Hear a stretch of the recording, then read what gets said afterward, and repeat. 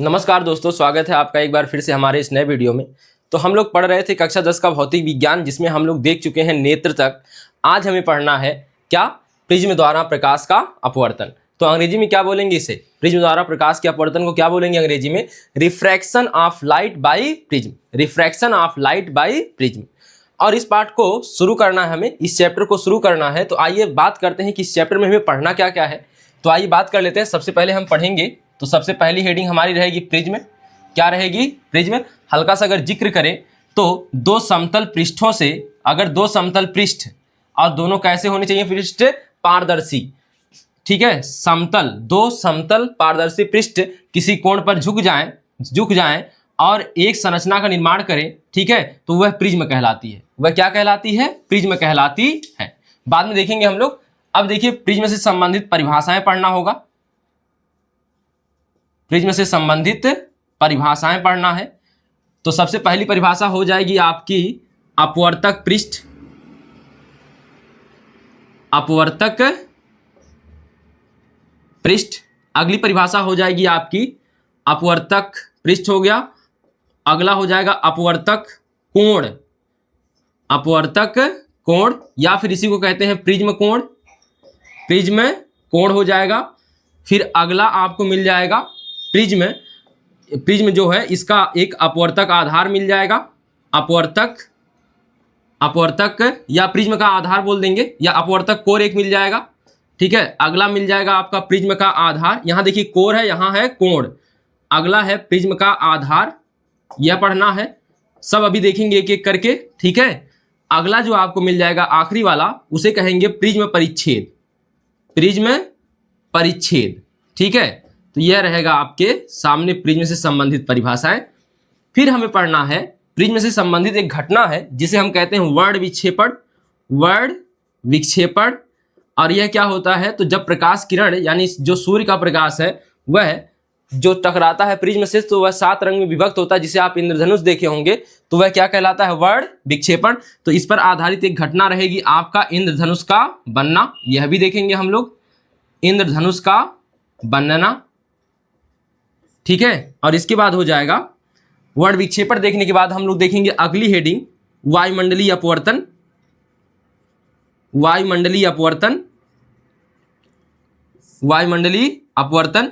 आपने तारे जब देखते होंगे, आप लोग तारे जब आसमान में देखते होंगे तो वे टिमटिमाते हुए नजर आते हैं। उसका कारण क्या है? वायुमंडलीय अपवर्तन है, ठीक है। वायुमंडल जो होता है, कई घनत्व वाली जो वायु है उनके समूह को हम क्या कहते हैं? वायुमंडल कहते हैं। अलग अलग घनत्व की वायु की परतें हैं वायुमंडल में, तो उनसे जब प्रकाश किरणें आती हैं तो अपवर्तित होती रहती हैं। तो उसी अपवर्तन के कारण वायुमंडलीय अपवर्तन होता है, और जिससे हमें तारे टिमटिमाते हुए नजर आते हैं। तो इससे संबंधित घटनाएं पढ़नी है, संबंधित घटनाएं पढ़नी है। फिर इसके बाद हमें पढ़ना है प्रकीर्णन। प्रकीर्णन, ठीक है। तो अगर कोई भी प्रकाश किरण कहीं दूर से आ रही है तो आप देखते होंगे, या आप कभी टिन में देखे हो, छेद हो, जब आप देखते होंगे प्रकाश फैल गया, या जंगले से कोई प्रकाश आ रहा है, अगर जंगले में थोड़ा सा छिद्र हो, अगर आपका शीशा, मतलब मान लेते हैं लकड़ी का जंगला लगा हुआ है, उस पर जो दरवाजा है लकड़ी का है, अगर उसमें छिद्र हो हल्का सा, तो जो प्रकाश किरण आता है तो वह हल्का सा छिद्र बहुत छोटा होता है, लेकिन वो फैलता नजर आता है। उसका कारण क्या है? तो रास्ते में छोटे छोटे कण मिलते हैं जिनसे प्रकाश फैल जाता है। इसी घटना को हम क्या बोलते हैं? प्रकीर्णन बोलते हैं।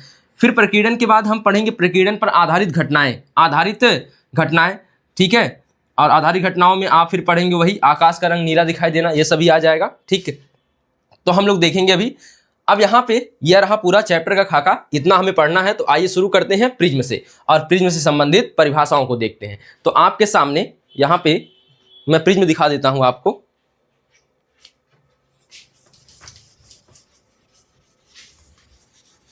पहले प्रिज्म देख लेते हैं, उसके बाद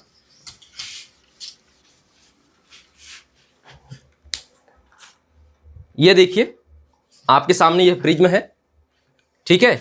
यह क्या है आपके सामने? प्रिज्म। एक मिनट, ये देखिए यहां पे मुख्यतः इसका 2 पृष्ठ होता है। इसका मुख्यतः एक पृष्ठ यह और एक पृष्ठ यह, और तीसरा यह भी होता है, ठीक है। तो यहां पे इससे कहा जाता है, यह दोनों जो तल हैं इसे कहा जाता है अपवर्तक पृष्ठ। क्या कहा जाता है? अपवर्तक। अब यह देखिए सभी पूरा जो है पूरा का पूरा एक समान माध्यम से बना है, यानी पूरा का पूरा कांच से बना है, तो इसे कहेंगे एक समांग माध्यम, ठीक है। तो जो है प्रिज्म क्या होता है, एक समांग माध्यम होता है। एक क्या होता है, एक समांग माध्यम होता है। तो अब देखिए जो कितने समतल पृष्ठों से घिरा होता है, दो समतल पृष्ठों से या अपवर्तक पृष्ठों से घिरा होता है, ठीक है, और किसी कोण पर झुके होते हैं। यह दोनों क्या होते हैं, किसी कोण पर झुके होते हैं। जो आदर्श प्रिज्म कोण होता है उसे कहते हैं 60 अंश। क्या होता है वह, 60 अंश। तो यह जो झुकाव है, यह देखेंगे आप लोग, जो यह झुकाव देख रहे हैं इसे कहा जाता है प्रिज्म कोण। तो यह क्या है, आपका जो झुकाव है यह क्या कहलाएगा, प्रिज्म कोण। और नीचे क्या कहलाएगा, यह जहां पर रखेंगे इसे कहेंगे प्रिज्म का आधार, ठीक है, प्रिज्म का आधार। ठीक, फिर आ जाएगा यहां पर देखिए, आपने कोर जरूर पढ़ा होगा जब आपने क्षेत्रमिति पढ़ा होगा। उसमें क्या होता है कि जहां पर दो पृष्ठ मिलते हैं, दो भुजाएं मिलती हैं, दो पृष्ठ मिलते हैं, उन्हें हम कोर कहते हैं। यानी कि यह अपवर्तक पृष्ठ एक यह कहलाएगा कोर। तो इसे कहते हैं अपवर्तक कोर। अगर हम इसके अभिलंबवत यहां से, यह प्रिज्म क्या है, अपवर्तक पृष्ठ यह है, पूरा का पूरा यह अपवर्तक पृष्ठ है, और इस तरह से हम अगर लंबवत अभिलंबवत किसी तल द्वारा इसे काट दें तो एक जो हमें त्रिभुज के आकार की संरचना मिलेगी उसे हम कहेंगे क्या, उसे हम कहेंगे प्रिज्म परिच्छेद। प्रिज्म परिच्छेद यानी इसे अगर काट कर हम एक त्रिभुज की संरचना निकाल लें, या सामने से अगर एक टुकड़ा इसका निकाल लें, छोटा सा पतला सा टुकड़ा निकाल लें, तो उसे क्या कहेंगे, प्रिज्म परिच्छेद कहेंगे, ठीक है। तो अब देखिएगा, अब बात करते हैं सबसे पहले प्रिज्म की परिभाषा की। तो देखिए, तो लिखते हैं प्रिज्म। तो प्रिज्म क्या होता है,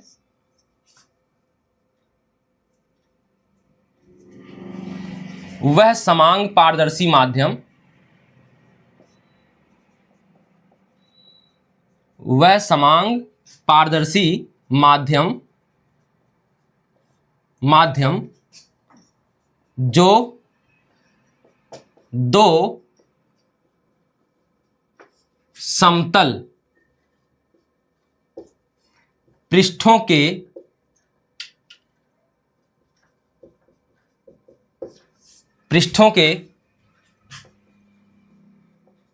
किसी कोण पर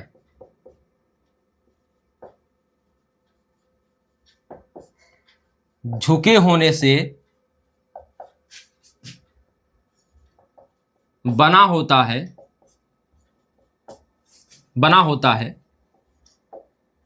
प्रिज्म कहलाता है।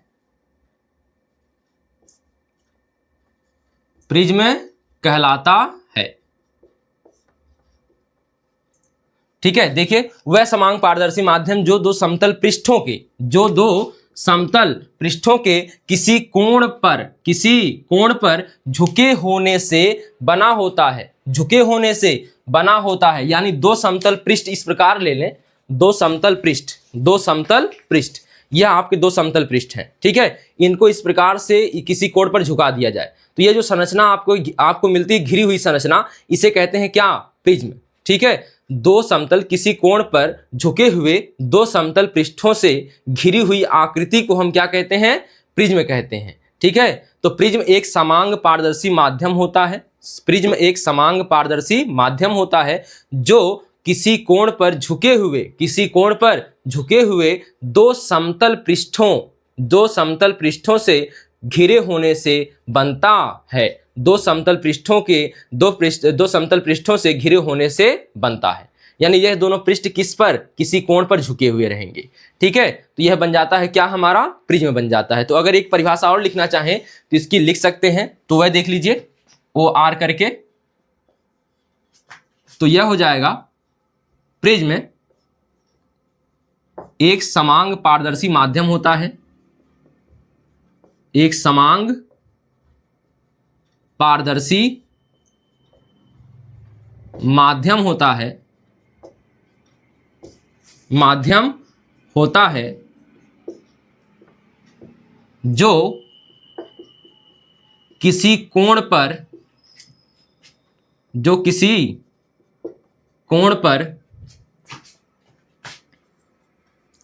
झुके हुए दो समतल पृष्ठों से घिरा होता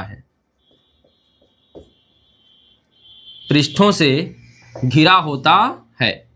देखिए, प्रिज्म एक समांग पारदर्शी माध्यम, यहां पे एक होता हटा लीजिएगा, माध्यम होता है जो किसी कोण पर झुके हुए दो समतल पृष्ठों से घिरा होता है। ठीक है, अगर हम चित्र बनाना चाहें तो इसमें आप देख सकते हैं हल्का सा इसका चित्र बनाना 3D आकृति है तो बनाना मुश्किल है, लेकिन फिर भी देखिए इस तरह से आपको यह चित्र नजर आ सकता है।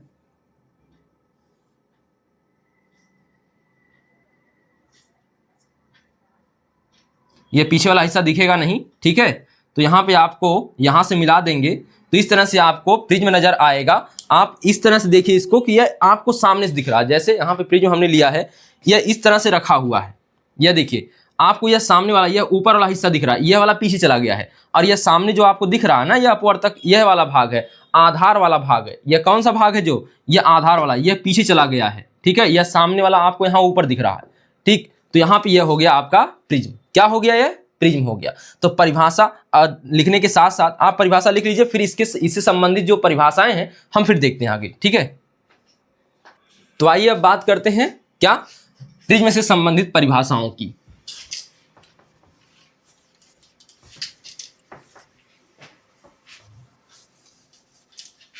प्रिज्म से संबंधित परिभाषाएं।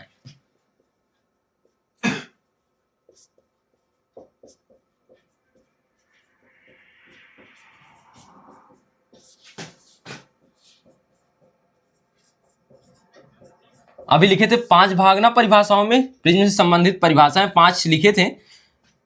अब इनका वर्णन हम यहां करते हैं। तो सबसे पहला आपने क्या लिखा था? अपवर्तक पृष्ठ। क्या लिखा था? अपवर्तक पृष्ठ देखा था। तो यहां पे देखिए यह अपवर्तक पृष्ठ है। यह क्या है? अपवर्तक पृष्ठ है। यहीं से प्रकाश, यह आधार तल होगा तो एक इसको नीचे रख देंगे इस प्रकार से। ठीक है, 1 मिनट देखिएगा, यह हो गया आपका अपवर्तक पृष्ठ। कौन सा? यहां देखिए, यहां से प्रकाश आपतित होगा। ठीक है, यहां प्रकाश आपतित होगा, यहां से टकरा के अंदर जाएगा, फिर यहां से निकल के बाहर आएगा। तो यहां से प्रकाश का क्या हो रहा है? प्रकाश किरणों का अपवर्तन। तो जिनसे प्रकाश किरणों का अपवर्तन होता है, जिन पृष्ठों से, प्रिज्म के जिन पृष्ठों से प्रकाश किरणों का अपवर्तन होता है उन्हें अपवर्तक पृष्ठ कहते हैं। और कितने अपवर्तक पृष्ठ होते हैं प्रिज्म में? 2। और तीसरा तल भी होता है। तीसरा तल कौन कहलाता है? आधार। क्या कहलाता है? प्रिज्म का आधार कहलाता है। होता 3 पृष्ठ है, लेकिन 2 अपवर्तक पृष्ठ होते हैं और एक क्या होता है? एक आधार होता है, यानी प्रिज्म का आधार कहलाता है। तो यहाँ पे हम देखेंगे कि यहाँ पे आपके सामने जो 2 नजर आ रहे हैं जहां से प्रकाश गुजरेगा, इससे तो गुजरेगा नहीं, ये तो नीचे चला गया। ठीक है, यहां से गुजरेगा तो हम इसे कहेंगे, एक यहां से पार किया, इधर से निकला, तो हम कहेंगे यह दोनों अपवर्तक पृष्ठ हैं। तो जिनसे प्रकाश का अपवर्तन होता है, जिनसे प्रकाश का अपवर्तन होता है, अपवर्तक पृष्ठ कहलाते हैं। तो देखिए यहां पे लिखेंगे, क्या पहली हेडिंग है? अपवर्तक पृष्ठ। अपवर्तक पृष्ठ, ध्यान दीजिएगा। प्रिज्म के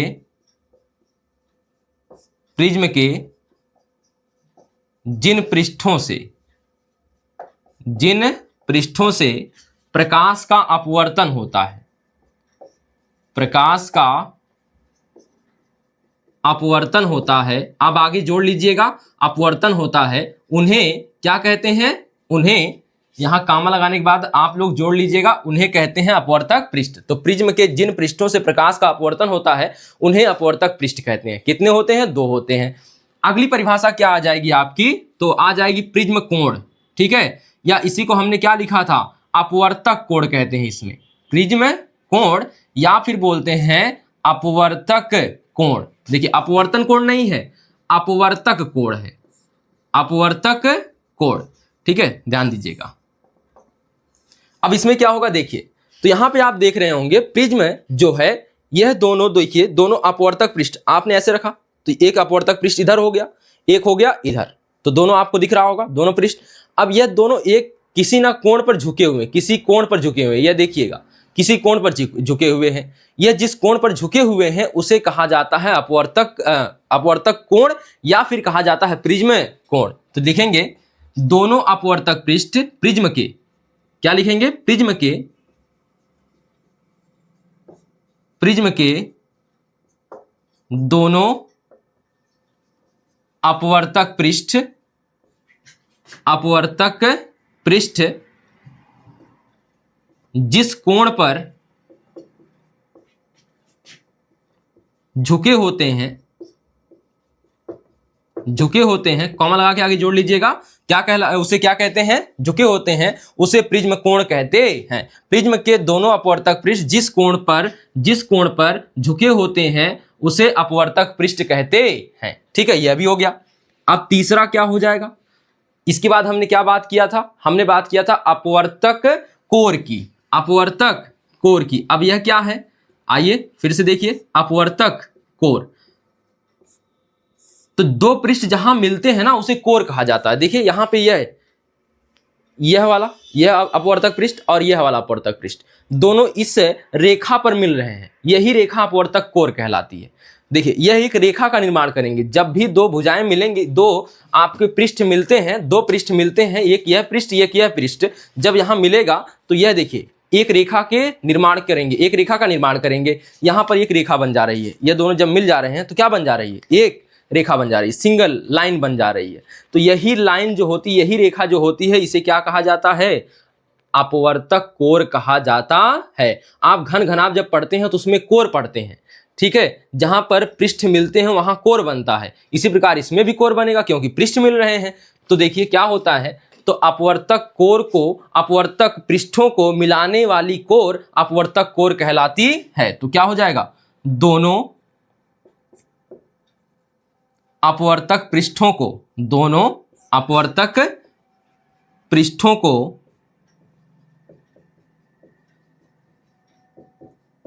मिलाने वाली रेखा, मिलाने वाली रेखा अपवर्तक कोर कहलाती है, अपवर्तक कोर कहलाती है। इसमें भी कोई दिक्कत नहीं होगी। ठीक है, अब यहां पे अगला है आपका, अगला कौन सा हो जाएगा, प्रिज्म का आधार। प्रिज्म का आधार, तो आइए अब इसकी भी बात करते हैं। तो यह क्या है, तो अभी आपने देखा कि यहां जब प्रिज्म है तो दो तो अपवर्तक पृष्ठ हो गए, तीसरा बच गया, तीसरा बच गया नीचे वाला। अब आपके सामने यह भी दिख रहा होगा, तो इसे नहीं लेते हैं। ठीक है, इन पृष्ठों को नहीं लिया जाता है, मुख्यतः इन दोनों को लिया जाता है और एक नीचे वाला जो कि आधार बनता है। तो अपवर्तक कोर के सामने, देखिए अपवर्तक कोर है तो इसके सामने यह दिखेगा आपको, अपवर्तक कोर के सामने, अपवर्तक कोर के सामने यानी नीचे। ठीक है, क्या होता है, अपवर्तक कोर के सामने जो पृष्ठ होता है उसे कहते हैं प्रिज्म का आधार। क्या कहते हैं, प्रिज्म का आधार, यानी जो हमारे हाथ पर जो टिका हुआ है वही प्रिज्म का क्या है, आधार है, जो कि अपवर्तक कोर के क्या है, सामने है। तो देखेंगे क्या लिखेंगे, अपवर्तक कोर के सामने के पृष्ठ को, अपवर्तक कोर के सामने के पृष्ठ को, अपवर्तक कोर के सामने के पृष्ठ को प्रिज्म का आधार कहते हैं, प्रिज्म का आधार कहते हैं। ठीक है, तो यह हो गया इतना। अब एक हेडिंग और बच रही है, वह क्या है, वह है प्रिज्म का परिच्छेद। प्रिज्म परिच्छेद लिख सकते हैं, प्रिज्म परिच्छेद। ठीक है, अब यह क्या होता है, तो अभी बताया, देखिए इसी लाइन में लिख देंगे, नीचे जगह नहीं मिलेगी नहीं तो। अब यहां पे हम अगर किसी तल के, किसी अपवर्तक पृष्ठ के लंबवत, किसी अपवर्तक पृष्ठ के अभिलंबवत अगर कोई तल काट लेते हैं, यहां से अगर एक तल काट के निकाल दें, यह तल काट के निकाल दें, तो एक तल यानी त्रिभुज के आकार की हमको एक संरचना मिल जाएगी। त्रिभुज के आकार की क्या मिल जाएगी, संरचना। उसी को हम कहेंगे क्या, शंकु का नहीं, सॉरी, इसे कहेंगे प्रिज्म का परिच्छेद, प्रिज्म का परिच्छेद। तो प्रिज्म के अपवर्तक पृष्ठों के अभिलंबवत किसी तल द्वारा कटा तल, देखिए प्रिज्म के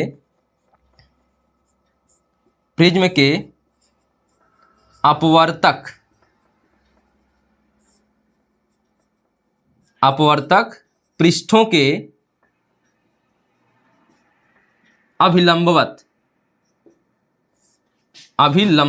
देखिए आप लोग छोटा है तो आप लोग, मैं बोल रहा हूं उससे लिख लीजिएगा, अभिलंबवत। देखिए प्रिज्म के अपवर्तक पृष्ठों के अभिलंबवत किसी तल द्वारा, किसी तल द्वारा कटा परिच्छेद, परिच्छेद माने यहां भाग होता है, टुकड़ा होता है। कटा परिच्छेद प्रिज्म परिच्छेद कहलाता है। प्रिज्म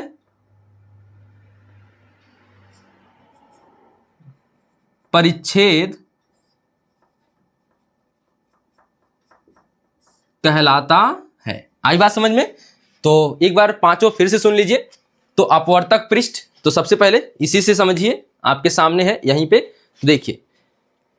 तो सबसे पहले क्या समझना, अपवर्तक पृष्ठ, तो जिनसे प्रकाश का क्या होता है, अपवर्तन होता है। जिन पृष्ठों से प्रकाश का अपवर्तन, यहां से मान लेते हैं प्रकाश गया, टकराया, यहां से निकला, तो क्या हो गया, अपवर्तन हो गया। तो यहां से टकराया, यहां से निकला, यह क्या हो गया, अपवर्तन। तो जिन पृष्ठों से प्रकाश का अपवर्तन होता है उसे अपवर्तक पृष्ठ कहते हैं, उन्हें अपवर्तक पृष्ठ कहते हैं। फिर यह दोनों किसी कोण पर झुके होते हैं, इस कोण को, जिस कोण पर यह दोनों झुके होते हैं अपवर्तक पृष्ठ, उसे कहते हैं प्रिज्म कोण।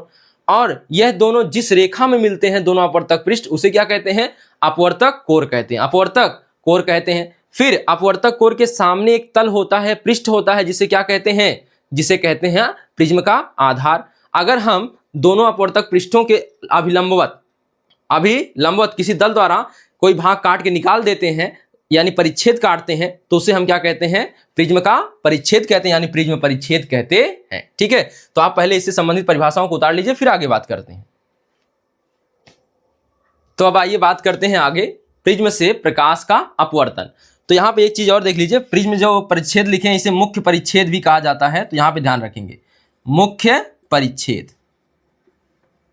ठीक है, तो आइए इसको मिटाते हैं पहले, फिर हम बात करते हैं प्रिज्म से क्या, अपवर्तन, प्रिज्म से प्रकाश का अपवर्तन। जो हेडिंग है आपकी, जो पाठ का नाम आपने लिखा है, उसी को अब पढ़ना है। इसको देखिए, मैं चित्र बना के समझाऊंगा, फिर बोलूंगा, उसे लिख लीजिएगा आप लोग। तो और यहां पे देखिए, प्रिज्म द्वारा प्रकाश के अपवर्तन के लिए आपको प्रिज्म का परिच्छेद लेना पड़ता है, यानी क्या लेना पड़ता है, आपको एक मुख्य परिच्छेद लेना पड़ता है। तो मान लेते हैं ABC एक प्रिज्म का मुख्य परिच्छेद है, प्रिज्म का एक क्या है, मुख्य परिच्छेद है। अब यहां से कोई प्रकाश किरण जाएगी, मान लेते हैं यहां से जा रही है, यहां टकराएगी। ठीक है, अच्छा ये बताइए, अगर यह यहां पे एक रेखा है तो इसका यहां पे क्या बनेगा, अभिलंब बनेगा। क्या बनेगा, अभिलंब बनेगा। तो यहां पे देखिए, सबसे पहले अभिलंब बना देते हैं, यहां पर 90 डिग्री होगा अभिलंब। ठीक है, यह हो गया अभिलंब, थोड़ा सा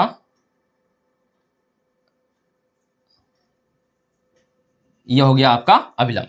तो प्रकाश की किरण मान लेते हैं जा रही है, और अभिलंब जहां पर अपवर्तक पृष्ठ, यह ए और ए बी, देखिए ए बी और ए सी अपवर्तक क्या है, पृष्ठ है, अपवर्तक क्या है, पृष्ठ है। अगर बाहर का माध्यम यहां तो वायु ही होगा, क्योंकि प्रिज्म वायु में रखा गया होगा।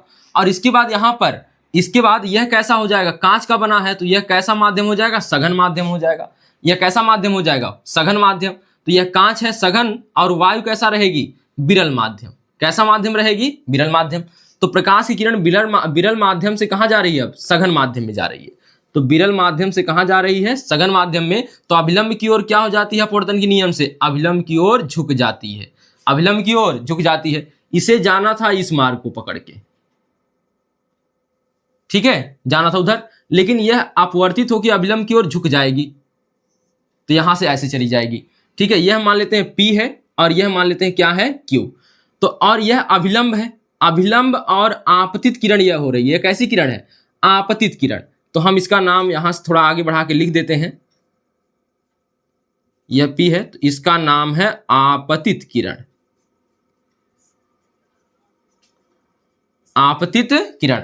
तो विरल माध्यम से प्रकाश किरण सघन माध्यम में गई है, तो अभिलंब की ओर क्या हो गई है, झुक गई है। देखिए, इसे जाना था वहां, लेकिन यह अभिलंब की ओर आ गई है, अभिलंब की ओर हल्का सा आ गई है।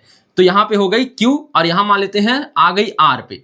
अब R बनाने से पहले, अब देखिए यह फिर से बाहर निकलेगी किरण, अब आ रही है सघन से। अब यहां तो विरल माध्यम होगा ना, अब बाहर वायु है, वायु कैसा माध्यम है, विरल माध्यम है। तो वायु विरल माध्यम है, तो बाहर आएगी। तो अब देखिए, पहले तो अभिलंब बनाएंगे, अभिलंब बनाएंगे, तो देखिएगा,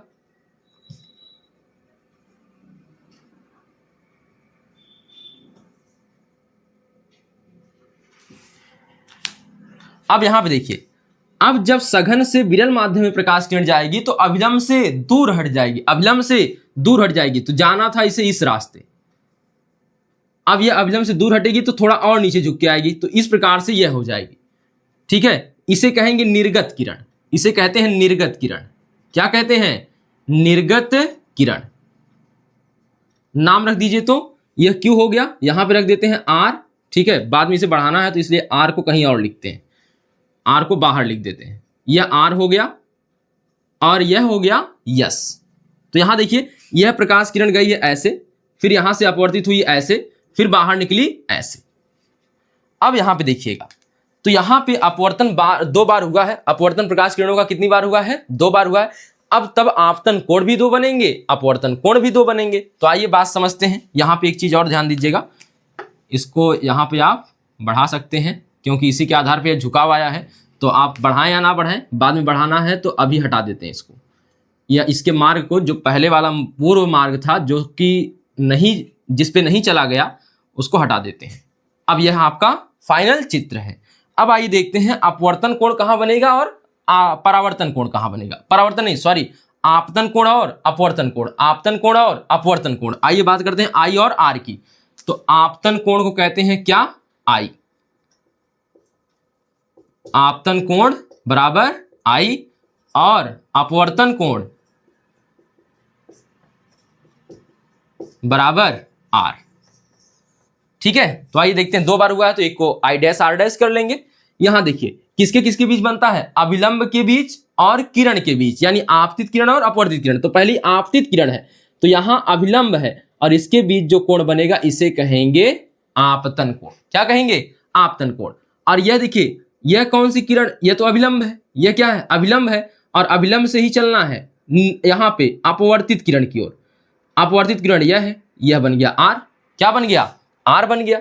अब इसके बाद आगे बढ़िए तो यह हो गया आई और यह हो गया क्या? आर। अब आगे बढ़ेंगे तो यहां देखिएगा, अब यह आपतन कोण का, आपतन किरण का काम कर रही है, आपतित किरण का काम कर रही है। कौन? यह क्यू आर। यह क्यू आर किसका काम कर रही है? आपतित किरण का इस पृष्ठ एसी के लिए। पृष्ठ किसके लिए? एसी के लिए। और यहां पे पृष्ठ एबी के लिए कौन सी है आपतित किरण? P Q. लेकिन यह अपवर्तित होने के बाद इसके लिए क्या हो गई? आपतित किरण हो गई। एसी के लिए क्या हो गई? आपतित किरण हो गई। कौन? Q R. Q R. अब देखिए, तो आपतित किरण और अभिलंब के बीच बना कोण क्या कहलाएगा? आपतन कोण। तो इसको आई डैश कर लेते हैं। फिर अभिलंब और निर्गत किरण यानी कि अपवर्तित किरण, यह तो निकल गई ना बाहर, इसे अपवर्तित ही बोलेंगे, लेकिन सबसे बाहर निकल गई इसलिए इसका नाम क्या रख दिया गया? निर्गत किरण। अब यहां पे अभिलंब से और इसके बीच का जो कोण होगा इसे कहेंगे आर।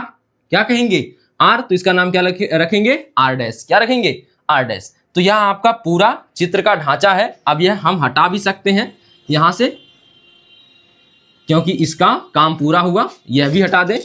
अब आपको इसकी जानकारी को लिखना है, कैसे क्या हुआ है। एक चीज और यहीं पे देखिए, जब हम इसे आगे की तरफ बढ़ाएंगे, जो आपतित किरण है, इसे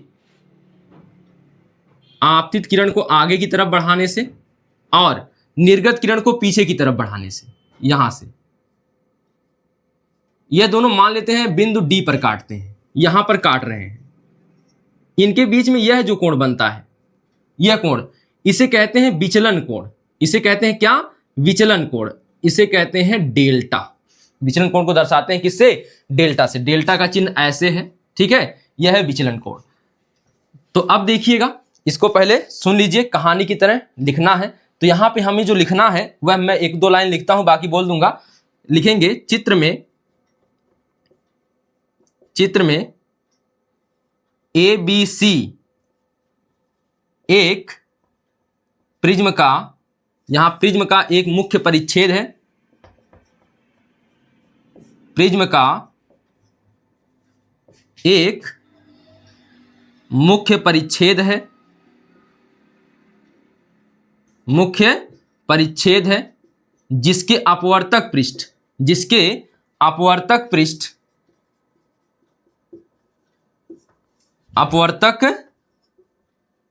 पृष्ठ देखिए AB और AC है, AB व AC है। ठीक है, तो देखिए चित्र में ABC प्रिज्म का एक मुख्य परिच्छेद है जिसके अपवर्तक पृष्ठ AB और AC हैं, AB और AC हैं। अब आपके सामने दोनों अपवर्तक पृष्ठ हो गए। अब पहली बार क्या हुआ, यहां पे देखिएगा एक आपतित किरण, अब इसके आगे क्या लिखना है, एक आपतित किरण PQ, यहां देखिए आपतित किरण PQ, आपतित किरण PQ प्रिज्म के अपवर्तक पृष्ठ AB से टकराती है। ध्यान दीजिएगा, प्रिज्म के अपवर्तक पृष्ठ AB से टकराती कौन, आपतित किरण PQ। अब इसके बाद अपवर्तित होकर QR मार्ग ग्रहण कर लेती है, QR मार्ग ग्रहण कर लेती है, ठीक है, अपवर्तित होकर QR मार्ग ग्रहण कर लेती है, जो कि अभिलंब की ओर झुकते हुए जाती है, अभिलंब की ओर झुकते हुए जाती है। तो आप क्या लिखेंगे, देखिए PQ आपतित किरण पृष्ठ AB से यानी अपवर्तक पृष्ठ AB से टकराती है और अभिलंब की ओर झुक जाती है तथा QR मार्ग ग्रहण कर लेती है, QR मार्ग ग्रहण कर लेती है। इसके बाद देखिए यह QR प्रकाश किरण, यह QR किरण, यह QR किरण AC अपवर्तक पृष्ठ के लिए, AC अपवर्तक पृष्ठ के लिए आपतित किरण का कार्य करती है, आपतित किरण का कार्य करती है तथा अपवर्तित होकर अभिलंब से दूर हटते हुए, अपवर्तित होकर पृष्ठ AC से अपवर्तित होकर, पृष्ठ AC से अपवर्तित होकर अभिलंब से दूर हटते हुए, अभिलंब से दूर हटते हुए आर्यस के रूप में निर्गत हो जाती है, आर्यस के रूप में क्या हो जाती है, निर्गत हो जाती है, ठीक है। अब यहां पे इसके बाद देखिए, फिर जब हम आपतित किरण को आगे की ओर बढ़ाते हैं और निर्गत किरण को पीछे की ओर बढ़ाते हैं तो ये बिंदु D पर मिलते हैं और जहां पर ये मिलते हैं वहां पर विचलन कोण बनता है, विचलन कोण बनता है, ठीक है। अगर यह देखिए, इसको एक बार नोट कर लीजिए, तब हम यहीं पे लिख देते हैं, थोड़ा थोड़ा करके लिख देते हैं, आसान हो जाएगा आपके लिए। तो ये इसको उतार लिया होगा, तो अभी आगे लिख देते हैं। अभी देखिए यहां पे क्या लिखेंगे, PQ आपतित किरण या आपतित किरण PQ, आपतित किरण PQ अपवर्तक पृष्ठ, PQ अपवर्तक पृष्ठ, अपवर्तक पृष्ठ AC से, AB से, पहले कौन है, AB है, देखिए AB से टकराती है, टकराती है। इसके बाद क्या होता है, टकराती है, जो कि अपवर्तित होकर, जो कि अपवर्तित होकर अभिलंब की ओर झुक जाती है, अभिलंब की ओर, अपवर्तित होकर अभिलंब की ओर झुकते हुए, शार्ट कर रहे हैं, थोड़ा सा शार्ट हो जाए, झुकते हुए कौन सा मार्ग ग्रहण करती है, QR, झुकते हुए QR मार्ग ग्रहण कर लेती है, कर लेती है, ठीक है। देखिए अभी यहां तक आपका काम हुआ है। तो देखिए आपतित किरण PQ अपवर्तक पृष्ठ AB से टकराती है, AB से टकराती है, जो कि अपवर्तित होकर अभिलंब की ओर झुकते हुए, अभिलंब की ओर झुकते हुए क्या कर लेती है, झुकते हुए QR मार्ग ग्रहण कर लेती है, QR मार्ग ग्रहण कर लेती है। अब यह QR किरण अपवर्तक पृष्ठ AC के लिए, अपवर्तक पृष्ठ AC के लिए किसका काम करता है, किसका काम करेगी, आपतित किरण का कार्य करती है। अब यह QR किरण अपवर्तक पृष्ठ AC के लिए आपतित किरण का काम करती है, आपतित किरण का कार्य करती है, कार्य करती है, जो कि AC से, जो कि पृष्ठ AC से, जो कि पृष्ठ AC से अपवर्तित होकर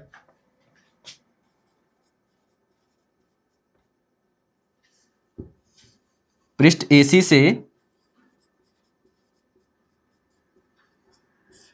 अपवर्तित होकर अभिलंब से दूर हटते हुए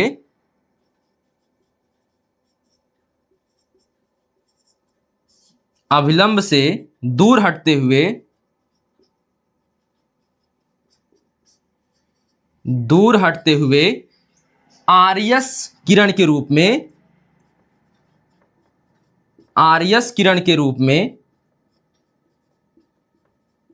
निर्गत हो जाती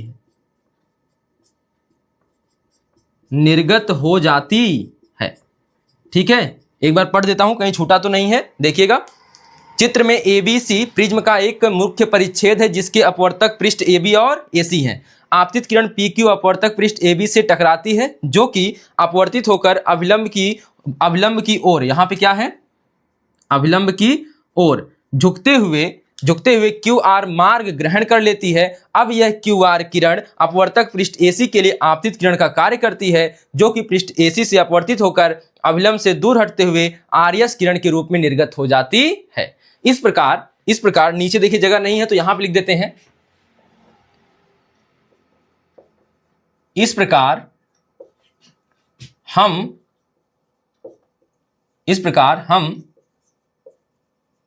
प्रिज्म द्वारा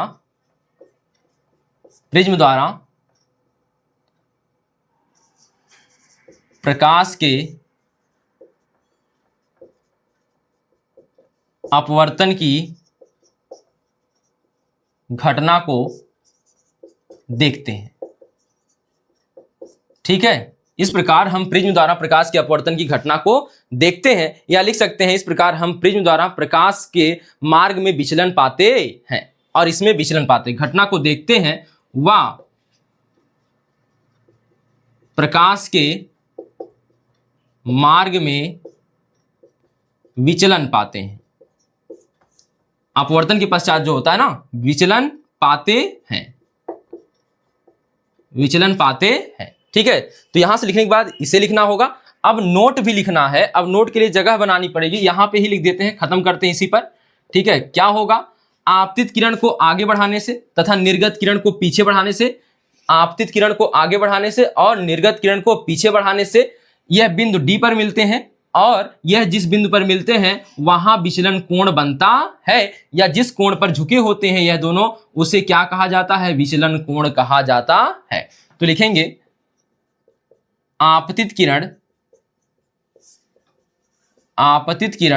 व निर्गत किरण, आपतित किरण को आगे की ओर, यहां देखिए आपतित किरण को कहां बढ़ाया गया, आगे की ओर, आपतित किरण को आगे की ओर व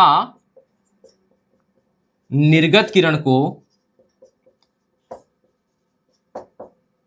पीछे की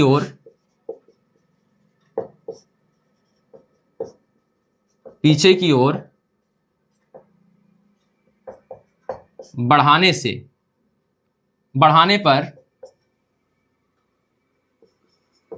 पर दोनों बिंदु D पर मिलते हैं। बढ़ाने पर दोनों,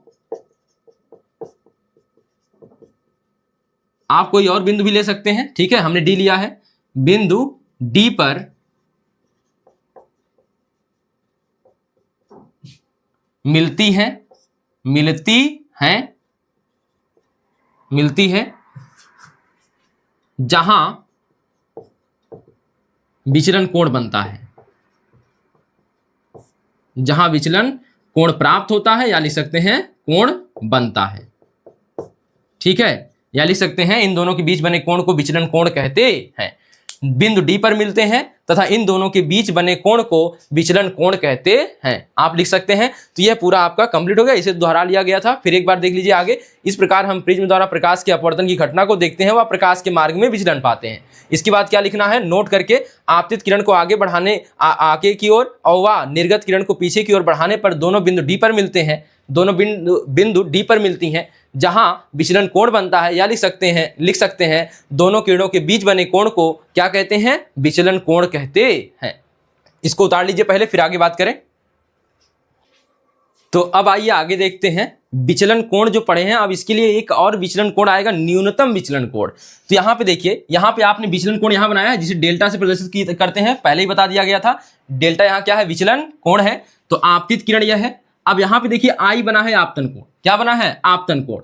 तो यहाँ पे आई का मान जब बढ़ाते हैं, आई का मान जब बढ़ाते हैं तो यह डेल्टा का मान यानी विचलन कोण का मान घटता है। आई का मान बढ़ाने पर प्रिज्म के लिए डेल्टा का मान यानी विचलन कोण का मान घटता है। और एक विशेष मान अगर इस पे पहुंच जाते हैं, एक विशेष मान के लिए इतना कम हो जाता है कि उससे कम नहीं होता है। अब डेल्टा का मान इससे ज्यादा नहीं घटता है, इसका मान बढ़ाते रहने पर एक विशेष मान ऐसा प्राप्त हो जाता है जिसके बाद डेल्टा का मान नहीं घटता है, उसे ही कहते हैं, उसी डेल्टा को हम कहते हैं न्यूनतम विचलन कोण। न्यूनतम विचलन कोण जिसे हम प्रदर्शित करेंगे डेल्टा यम से, ठीक है, डेल्टा यम से। तो मिनिमम डेविएशन, मिनिमम डेविएशन, ठीक है, एंगल ऑफ मिनिमम डेविएशन बोलेंगे, एंगल ऑफ मिनिमम डेविएशन। तो देखिए पहले इसको मिटाते हैं, फिर हम हेडिंग बना के लिख लेते हैं इसे।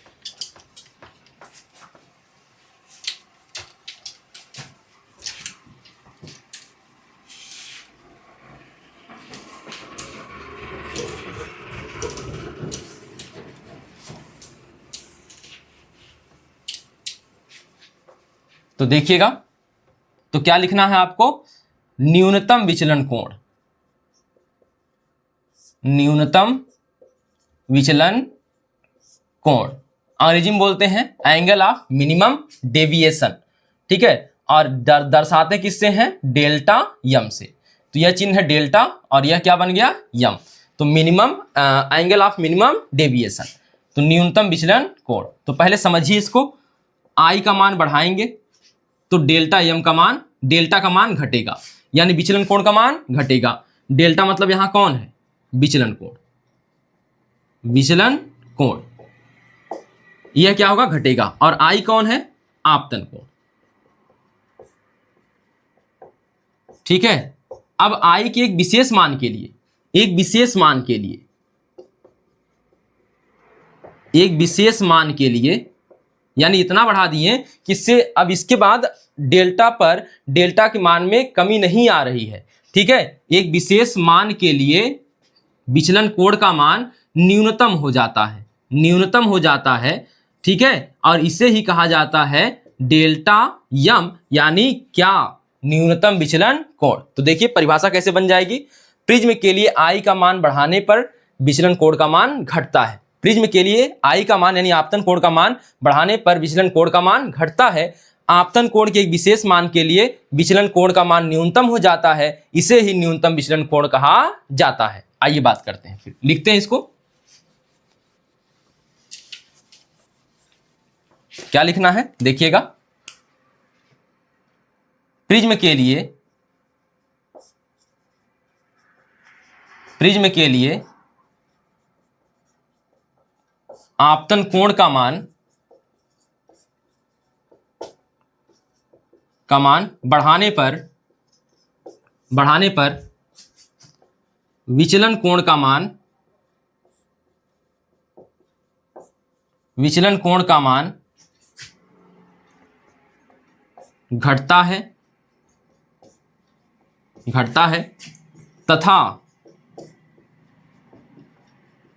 आपतन कोण के एक विशेष मान के लिए, आपतन कोण के एक विशेष मान के लिए, एक विशेष मान के लिए विचलन कोण का मान न्यूनतम हो जाता है, विचलन कोण का मान न्यूनतम हो जाता है।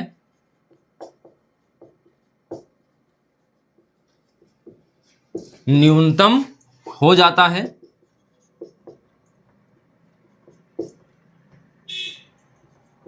हो जाता है। यही न्यूनतम कोण,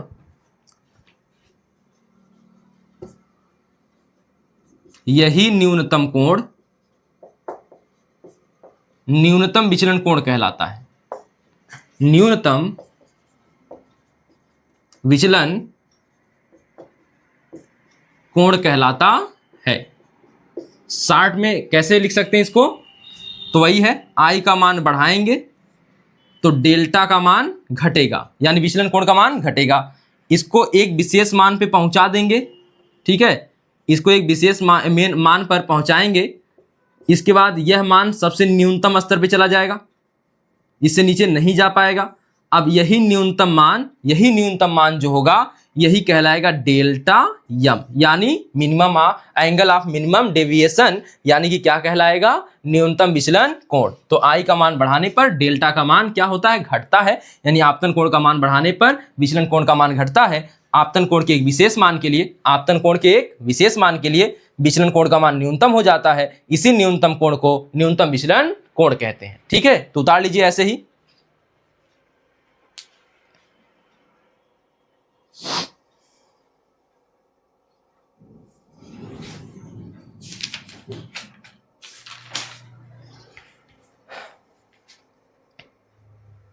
तो देखिए, अब हमने इस वीडियो में पढ़ लिया प्रिज्म, और प्रिज्म से संबंधित जो परिभाषाएं थी उन्हें देख लिया, और हमने देख लिया क्या, न्यूनतम विचलन कोण, यानी कि प्रिज्म से अपवर्तन देखा प्रकाश का। उसके बाद हमने देख लिया क्या, हमने देख लिया कि प्रिज्म से जो न्यूनतम विचलन कोण प्राप्त होता है उसे देख लिया। अब हमें बात करना है वर्ण विक्षेपण की, वायुमंडलीय अपवर्तन की, और बात करना है प्रकीर्णन की। तो हम बात करते हैं इन सबको अगले वीडियो में। मिलते हैं फिर अगले वीडियो में। धन्यवाद।